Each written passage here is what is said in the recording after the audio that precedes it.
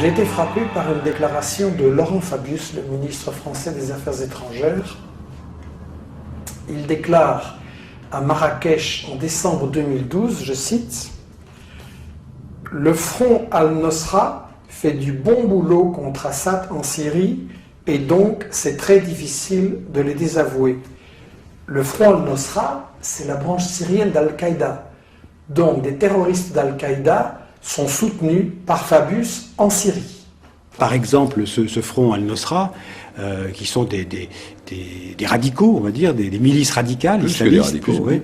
des salafistes radicaux. Et ça pose un gros problème. Vous avez vu que les Américains les considèrent depuis quelques jours comme organisation terroriste. Est-ce que la France pourrait suivre l'exemple américain? Écoutez, je suis en train de réfléchir à cela parce que les Américains ont pris cette décision. Par ailleurs, à la fois la coalition nationale syrienne et les collègues arabes qui étaient là-bas à Marrakech, eux étaient très hostiles à cette position, en disant ce sont des gens qui se battent contre Bachar, donc c'est très difficile de les désavouer.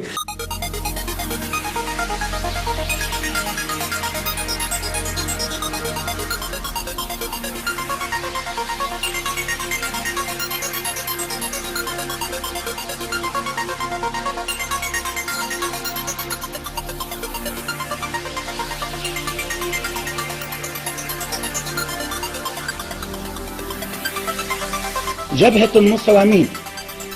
كمان لا نذكر اللي نسيان. الفرع السوري لتنظيم القاعدة.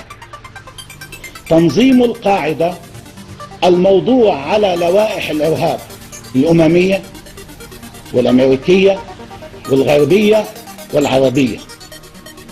الفرع السوري لتنظيم القاعدة المصنف دوليا وغربيا وعربيا إرهابي له حضور عسكري ضخم ما بين الجيش العربي السوري وما بين الشريط الشائك في الجولان المحتل. نتنياهو لا يشعر بأي قلق من هذا الوجود. Likely terrorists have been enjoying the support of the Israeli regime for some time now. Last week, Israeli media outlets aired footage of a secret Israeli field hospital in the occupied Golan Heights that has treated over 700 militants.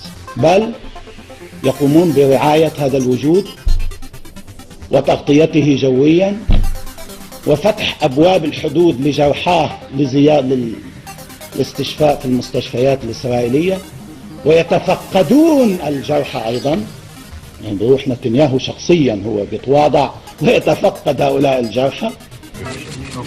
سلامتك. الله يعطيك العافية. الله يعطيك العافية. Depuis 2 ans déjà, Israël accueille des blessés syriens. Ils traversent la frontière pour être soignés dans des hôpitaux de la région. Jusqu'ici, cet établissement a accueilli 600 patients syriens, mais impossible pour nous de les rencontrer. Pour leur sécurité, ils ont été placés dans un département à part, sous surveillance militaire. Les blessés de Jabhat al-Nusra transitent en Israël pour se faire soigner dans les hôpitaux.